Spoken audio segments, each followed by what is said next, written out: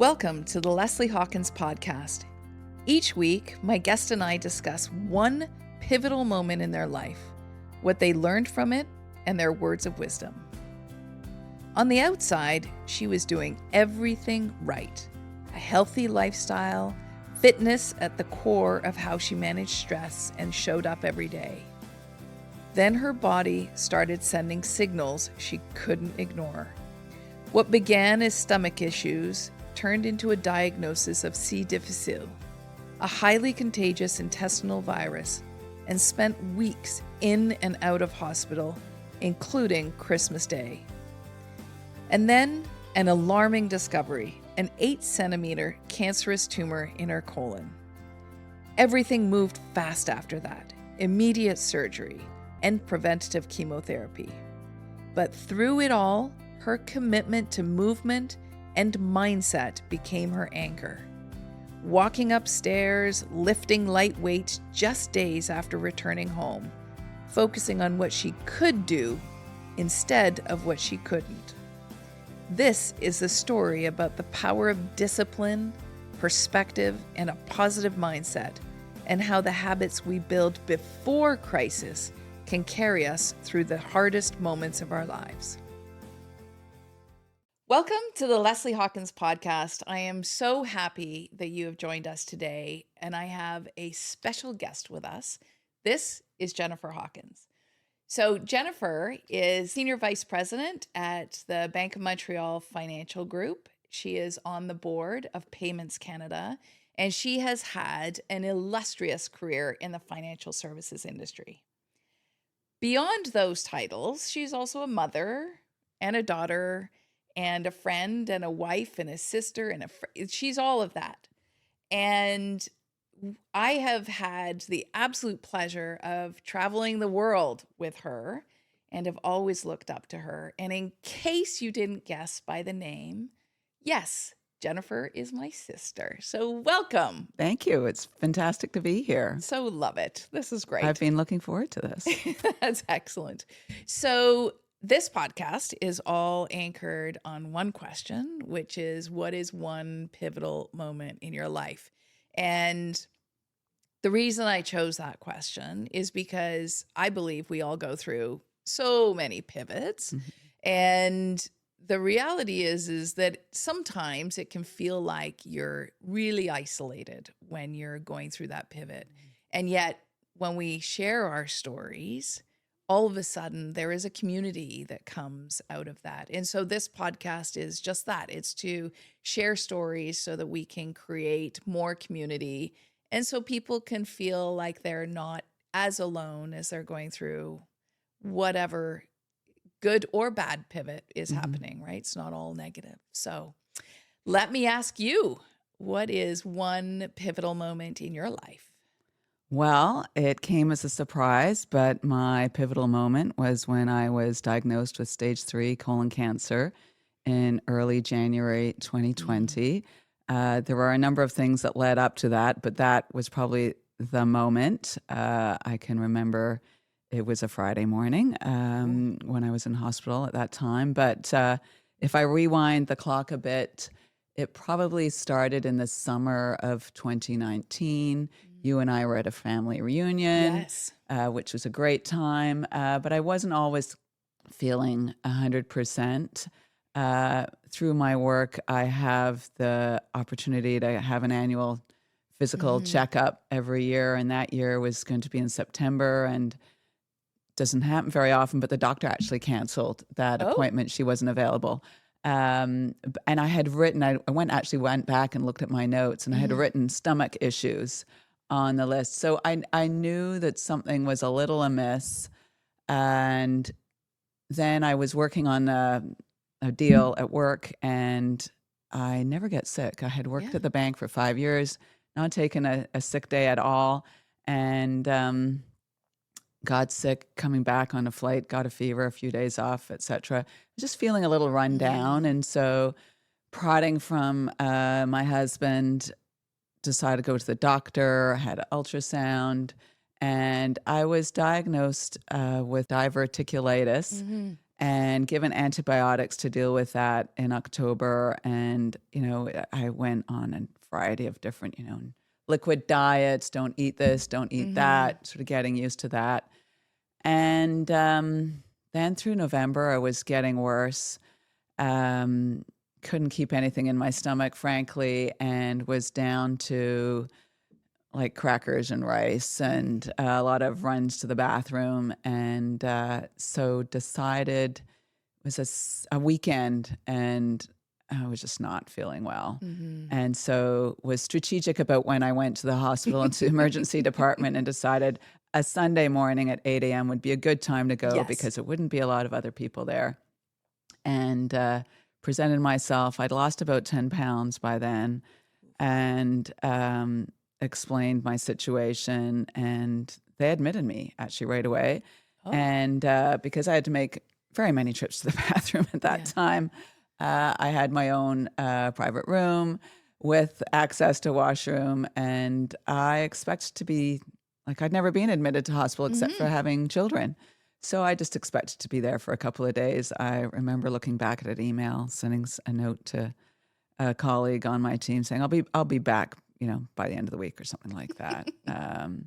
And so actually within hours of being admitted, I was diagnosed with C-difficile, which is quite a nasty bacterial disease. I used to be the chair of the board at Markham Stouffville Hospital, and that is in hospitals, that's a bad thing, Yeah. especially for older Canadians. But I was relatively young, early 50s, and so I got antibiotics for that.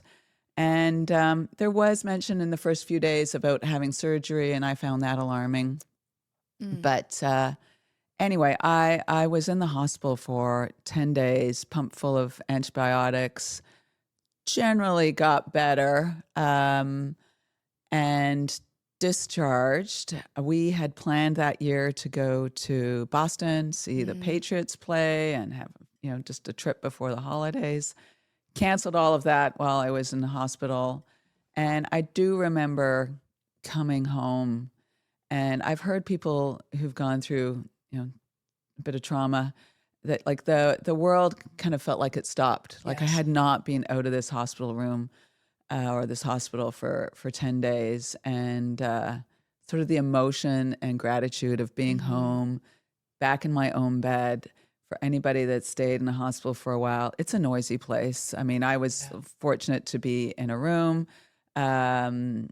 with a door, but still you've got your own machines that are going on and off and people going up and down the hallway and the machine for the person next in the room next to you, et cetera. So just being in your own bed is something to be truly grateful for. Yes. Yes. So I was, of course, thrilled to be at home. And one of the advantages of being at home was I was looking forward to going to a party, Eric and Kathy's party. And that was a Sunday. And I got a fever the day before and decided I really can't go. Yeah. And so I sent the rest of the gang to the party. And while they were there, I thought, I'm not feeling good anymore. I think I'm going to need to go back. And so that was a hard day because they'd all just come back from a great party. They felt bad leaving me. And so we had a few tears and I said, I'm not feeling good anymore. The fever's back. My stomach's causing me problems again. And so I'll need to go back tomorrow, which is a Monday morning, December the 23rd. Again, I thought I would be there for a little while, wasn't sure. So went back to hospital, spent Christmas Day in the hospital, which was hard, and waiting for the family to show up. But I entertained myself. I generally try and look at the positives. So one of the positives of being at Sunnybrook on the 6th floor was I got to see the sunrise. And from my house in the middle of Toronto, I never really saw a sunrise. So I saw a lot of beautiful sunrises. Yeah. And so spent more time. And literally January 1st rolls by and the kids were very gracious. They did not want to open their Christmas presents until I was out of the hospital. And so January 1st, gastro or GI doctor came by, and she heard my story, what I basically said, and she said, you know what, something's not right. And I had not had a colonoscopy yet. I was, planning on it, and it was one of the things I was going to do that fall. Right. But my insides were too raw and too messy for them to do it right there and then. And everybody was like, "We'll wait for you to be discharged, and then we'll do a colonoscopy." And this doctor, she was great. She said, we just need to go in and have a look. It can just be what you call a sigmoidoscopy. You don't go very far. And so that was a Wednesday, January the 1st. We did that the next day, a Thursday, and was sedated a bit for that. But literally, they did not get very far. And they just started marking up my insides. I had a huge tumor, about 8 to 10 centimeters. And so that was a hard evening because I knew a tumor of that size was not a good thing. And so there were definitely tears shed that night when I was lying in my hospital bed. But I knew they were sending it away for a biopsy pretty fast. But I thought, well, it's Friday before, like, everybody's away. It's the holidays. I wasn't expecting to get results until Monday. So I was super impressed when it came by the Friday morning and confirmed it was cancer. So it wasn't what I wanted to hear, but at that point, I'd been in the hospital for so many days. I was just relieved we have a diagnosis and let's get on with it. Yeah. And then so they explained to me, we will do your surgery tomorrow. Ooh. Now it's a Friday night. All sorts of things happen in the city of Toronto. You are classified as a level B, level A as, trauma, accidents, etc. But we will get you into surgery some point tomorrow. So that was a long day. You couldn't eat before having surgery. I was quite nervous. And so anyway, I finally got admitted into surgery around 4:30 or 5, came back out late at night, drugged up, but unfortunately in a huge amount of pain. That whatever amount of drugs I had did not feel like enough. I couldn't talk. I was in so much pain, and I was just flicking my finger on the side of my bed, and eventually got back to the room and said, like, I'm in agony here. And it took a while to convince the staff that I needed more pain medication. So that was a complete blur. My daughter Jillian, so by this time Colin had been at the hospital, my husband, all these days from 10 in the morning till 10 at night, exhausting. Would stay to make sure I got to sleep. We had a routine. We'd watch the evening news. We'd watch various things on my iPad. Of course, he was spent at 2 in the morning. So my daughter Jillian came and spent the rest of the night with me, most of which I don't remember post-surgery. And then it was Sunday, and my kids had to go back to university at the time, Right. to start school on Monday. And in fact, so we actually did our Christmas day on the Friday, before I got my diagnosis on the Friday morning. And so we did all our presents, and then because we were running out of time, they went over to the shops and returned half the things that didn't fit. And when they were out, we said, you should probably come back to the hospital. We need to talk to you. And so we shared the news of the diagnosis. But the good news was that it happened, pretty fast in terms of the surgery, et cetera. So it was hard. And then, of course, you were a saint, and you came and visited me every morning, between 6:30 and 7 in the morning, for a week. And Leslie lives north of the city, and the hospital I was in the city. And it was a major detour, and I appreciated it. So it was all about surgery, recovery.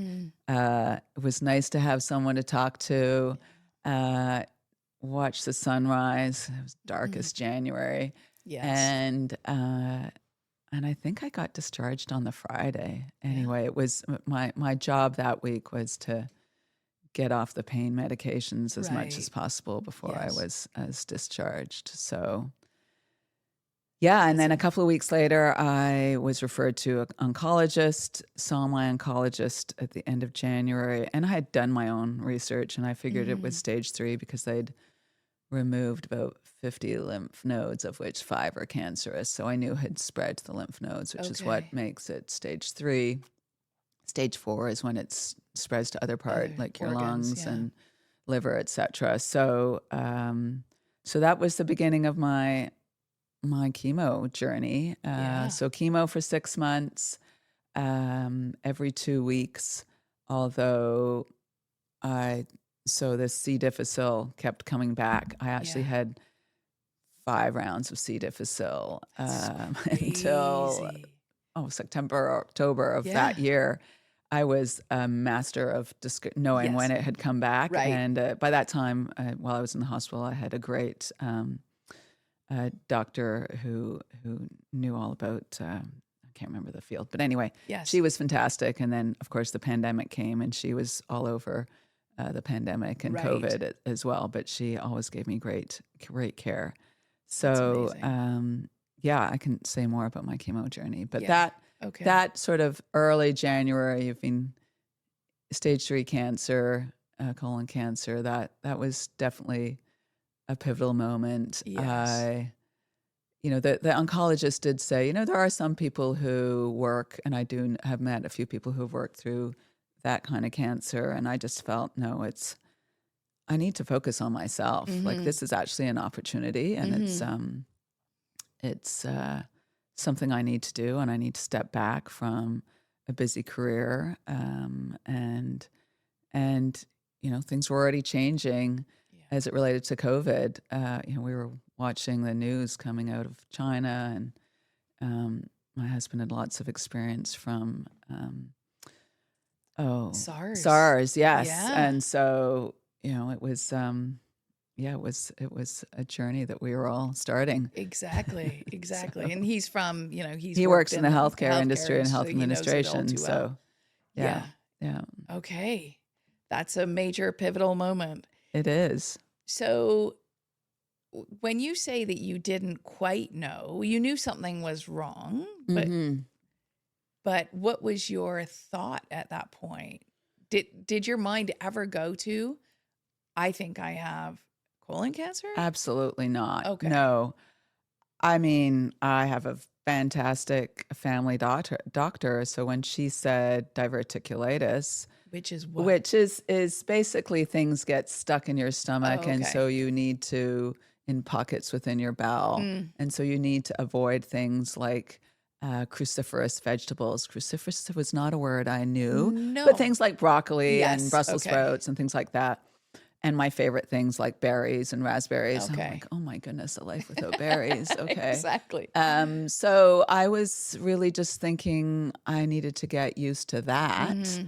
I have always, since I started my career and had kids, worked out a lot of Yes. running, mainly for stress reduction.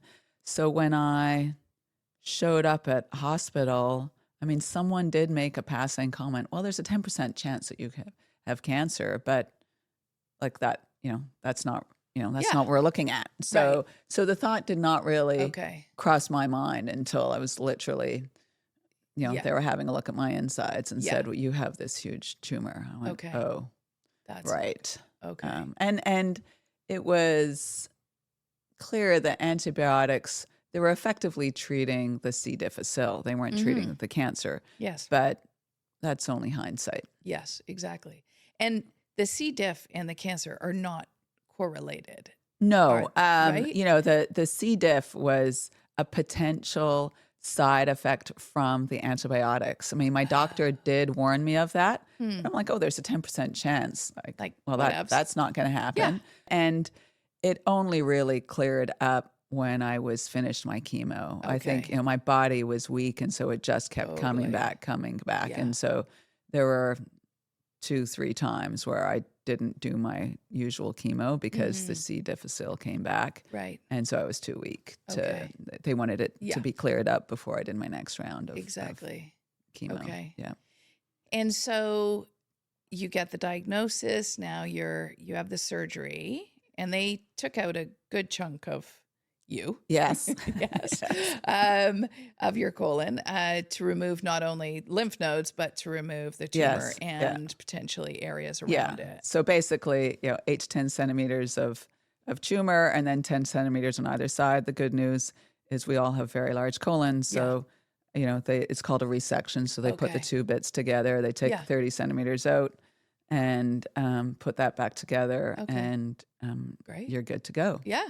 And then really the chemo is like an insurance. It's Okay. the doctor said you may be cured Mm-hmm. already by just doing that surgery. We don't Right. really know. Okay. So we're going to give you the chemo just to make sure. Okay. Yeah. Yeah. Okay. Yeah. And so can you tell us about your chemo journey? Because Yes. there's a chemo journey, and then you put the pandemic on top of that. Yes. It totally changes the landscape. Yes. So I have a lot of wonderful friends and family. There was a queue of people that wanted to join me Totally. during the chemo, Yeah. which was very nice. And of course, my husband came with me on the first trip, and the staff, I can't say enough about Sunnybrook, which is where I had my care. They had actually built the Odette Cancer Center post SARS. And so you go into this room and it's got 4 lounge chairs, one in each corner, a lot spread out, et cetera. I mean, we were pre-COVID. Yes. But the nurses were excellent explaining to you what's going on. And you literally lie there with an IV. And, there are different cocktails for Yes. different kinds of chemo. But for chemo for colon cancer, and you have an education session before you go, Okay. so like what to Okay. expect. Yeah. And for colon cancer, you don't lose your hair, which is lovely. It thins, but the chemo is likely to give you neuropathy, so tingling of your fingers, sometimes tinnitus, cold sensation. So they suggest, like, if you're going to put your hand in the freezer, in the fridge, wear an oven mitt, etc. And I remember coming out, and it was February, I guess, at this Yes. point. Take a deep breath. I'm like, oh my gosh, my tongue feels like it's going to freeze. Yeah. And yes, this whole thing about putting your hand in the freezer or the fridge Right. is a real thing. So It's you'd legit. ask family to, like, can you take this out of the freezer for me, etc. I did get tinnitus like right away, like number one, like Yes. immediately, and then over time I did get neuropathy, which was something that I learned to deal with and still deal with, and and then my daughter Jillian came the second time around to the chemo, and it's a process. You've got to do blood work, get the drugs, do all these things in the right order, meet the nurse to make sure that your blood work is good to go, etc. And then early March, that was it. You're on your own. And so, in fact, it wasn't so bad. I mean, it made the waiting area a lot quieter because Yes. obviously most people have someone come with them to do their chemo. Right. And so you just kind of got on with it. I did along the way have my blood work was not good. So I was given a drug to deal with that, which involved injecting myself. So that wasn't fun. But then early April, I love gardening. So I was out gardening, digging around, and I suddenly got chest pains, and they went away. So it was fine. Right. And by this time, because of COVID, Jillian, my daughter, was at home, and that was definitely a great benefit Yes. of the COVID, was she Yes. came home at the middle of March right away, and so we had lots of time together. And anyway, I had chest pains one night within the next couple of days, and they give you a 1-800 number to call, and they just said, yeah, you should come into Emerge. And so that was tough. Jillian was upset that I was leaving. I was not sure if I was having a heart attack or not. And I do remember, I mean, the hospital's not very far from where I live, and telling my husband, like, maybe run this red light. There's no one here at midnight. Like, let's get going. Wow. And then, yes, the emergency department changed a lot, right? So now I was in a closed room, but all the rooms were had doors closed. You couldn't Yes. wander down the hall to go to the bathroom. So that meant they brought, something for you to use into Yeah. the room. And my heart was racing, like it was Absolutely. 173 over Ooh. 130 or something like, and literally every time I moved, like lift a limb, Yes. it was racing. And so I couldn't even like get up to close the door a bit for Yeah. privacy or anything. So anyway, it turned out to be a bad reaction to this drug, and I just needed to manage it. So if I walked up the stairs too fast, I would get like this banging on the back of my chest sort of thing, or pain. But we're in spring, and so I learned how to manage it. I have done the Ride to Conquer Cancer before I was diagnosed, and then here I was, not expecting to be one of the 2 in 5 Yeah. Canadians diagnosed with cancer in their life. And we weren't really sure what was going to go on with the ride that year. Yeah.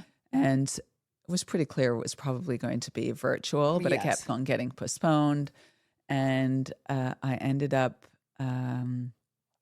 training a bit to do the ride. So we have a place up north, just did leisurely, very flat riding. I had done a little bit of running, like usually I'm a 5 to 10K runner. With like 2 kilometers was, Yes.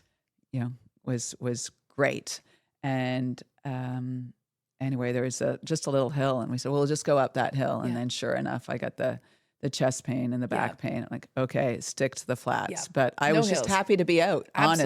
Absolutely. Right. Yeah. So, and then my C. diff came back. And so I was supposed to have 12 treatments, and so the last one was canceled. So Okay. I didn't get to do the ring the bell kind of thing, which was fine, I guess. But it was a little bit of a shock. I wasn't mentally ready to be done. So I did go back in and give a couple of the nurses thank you notes. And it was. I was glad I wasn't working. I was particularly glad I wasn't working during the pandemic, which was just a very difficult time for everybody. Yes. And for me, my world had already slowed down significantly, and I was fine with that. And I was fine with being at home, enjoying time with Jillian, and then Cameron came home at the end of May. And it was a time of a lot of uncertainty, right? For they both worked at summer camps. Are we going to camp? Not going to camp? Right. What are we doing this summer? They both ended up doing, slightly different things, but it was great time to be with them, and also with Colin. And we all remember spraying our groceries with disinfectant as they came in, and that sort of thing. And so I was just glad that I could focus on my health. Yes. If I was up at 3:00 in the morning because I couldn't sleep, that was fine. I didn't have to pop out of bed the next day to go to work or anything like that. Right. I took up meditation, which I'd never done before. So it was just time to sit back, reflect, focus on my health. We have a place up north. I could go up there. The second week after chemo, you feel a bit better. Okay. And so I could go up north and, again, be in the garden, be outside in nature, just enjoy that. Right. Which was your place. Yeah. Yes. Your solace. Yeah. And then in the fall, I started to get my head around going back to work, and went back to work early December, which was practically a year after being diagnosed. And I had agreed while I was out to give up my old role, and that was fine. So it was uncertain what I was coming back to. Yes. And so I was pretty flexible in terms of, new assignments, new things to work on. But there's also just a little bit of feeling of, have I lost my place? Yes. And my role in the team is maybe not as important as it was before. And so that's taken a while, but I'm fully ensconced back in work, but I'm a lot more balanced, I think, than I was before. Yeah. The world is not going to tilt on its axis based on No. what happens at work. It's a lot more about relationships, family. I'm probably even more focused on my health Yes. than I was before. So, yeah. But you have always, like, health and fitness has been Yes. so core to you. Yes. And you mentioned earlier, but running is your stress reliever, which continues to this day. Yes.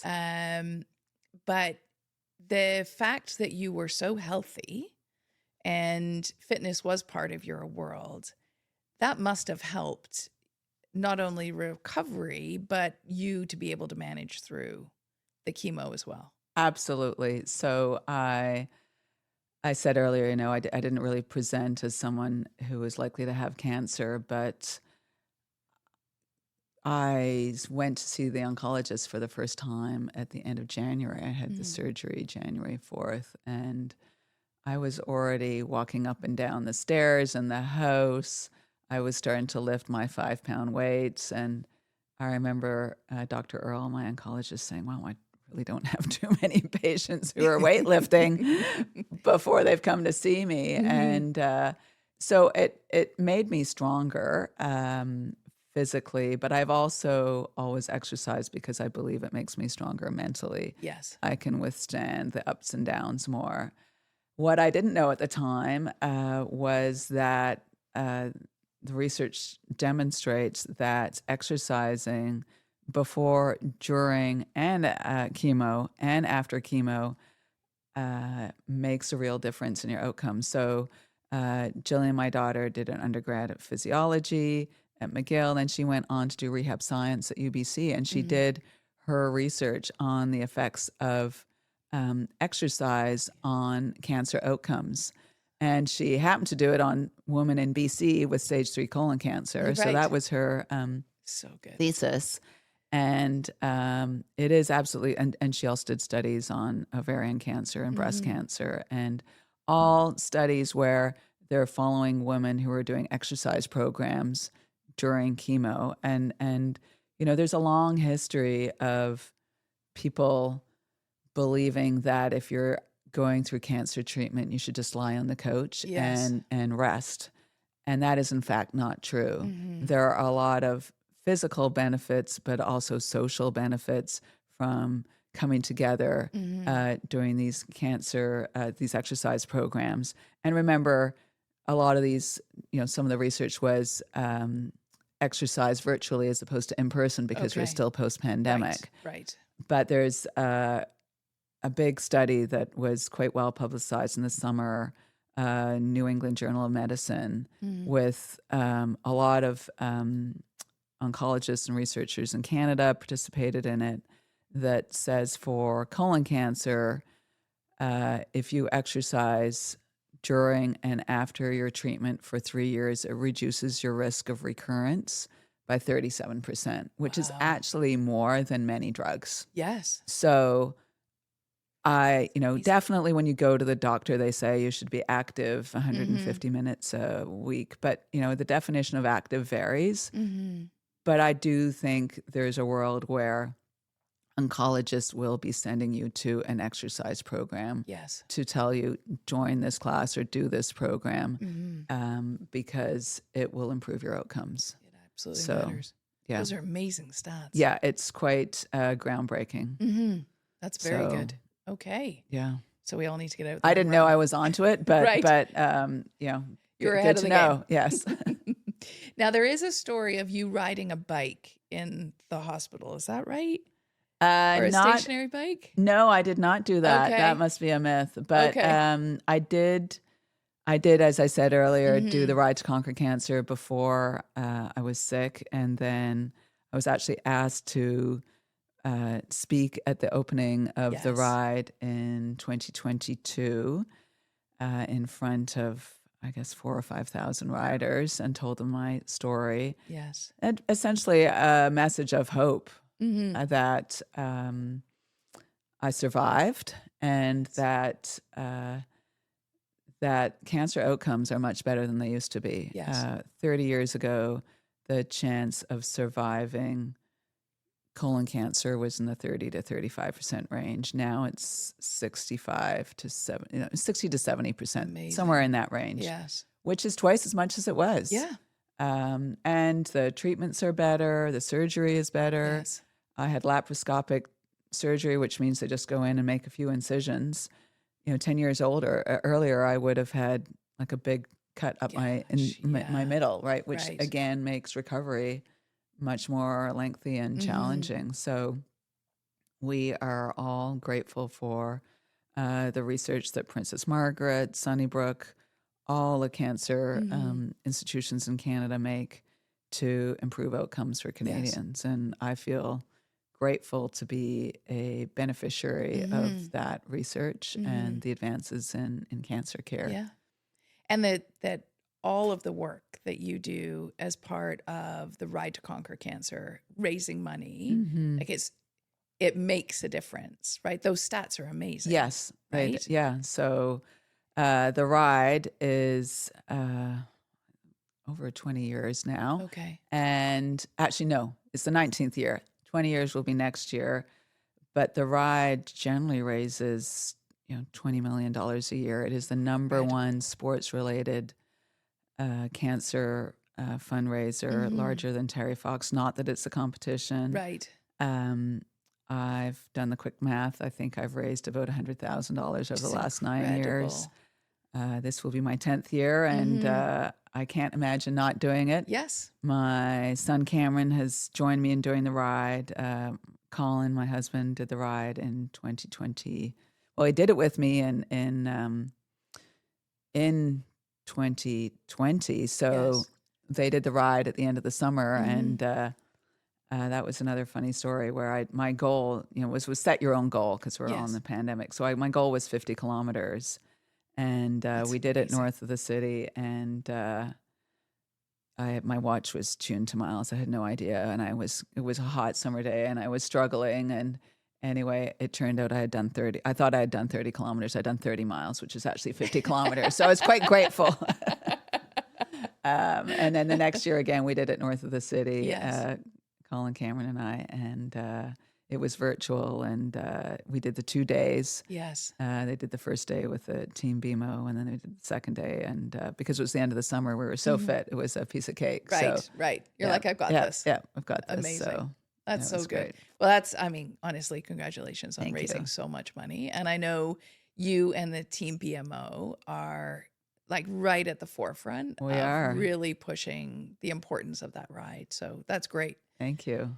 So one of the things that, I obviously had a seat at the table watching you go through all of this. One of the things that I found so incredible about your journey is your mental toughness and your ability to just get after it, just do what you needed to do. There was no signs of wallowing or fear, very few tears. And I don't know if that was, that was all happening in your own mind or behind closed doors. But what you presented was like a mental toughness that I had never seen before. So were you scared? How did you manage?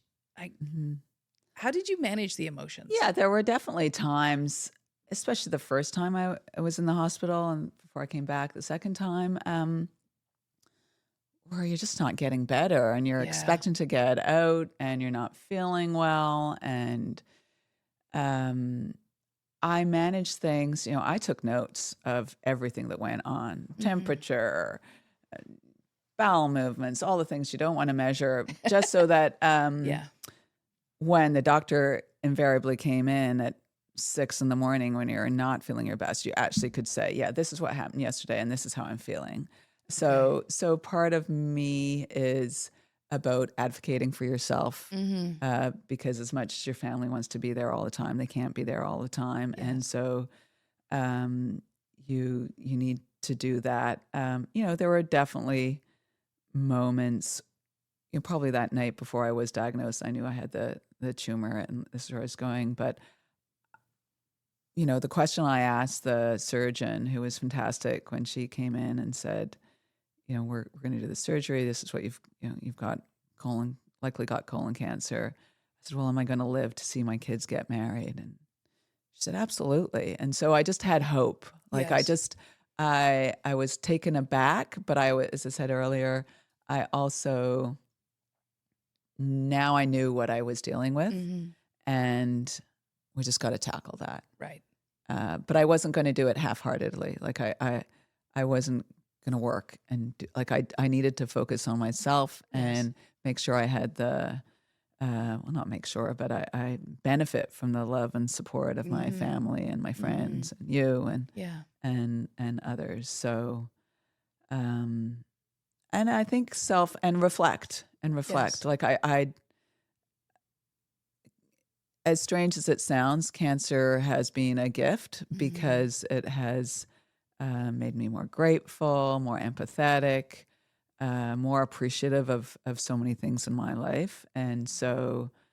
And I am grateful to have come through the other side. I Yeah. mean, there are a lot of people who have much tougher cancer diagnosis, and it's not it's not as curable. Yeah.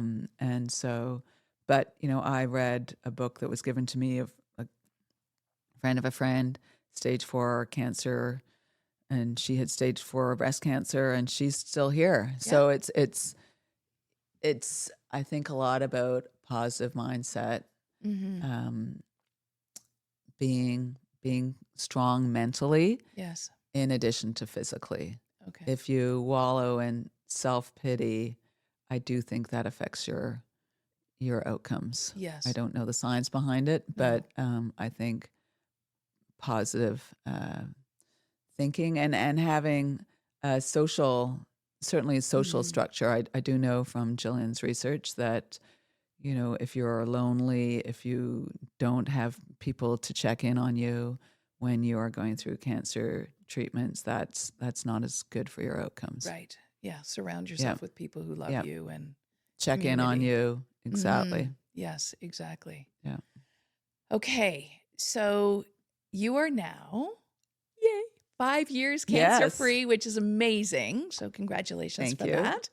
And so are there things in your life that you do differently? You did talk about being more empathetic and grateful, but in your day-to-day life, do you manage work differently? Do you manage what you eat, your fitness? Does any of that change? I'm probably more focused on my fitness. Not that it wasn't a focus before, but Hmm. it's just built into my routine. I am more empathetic with others.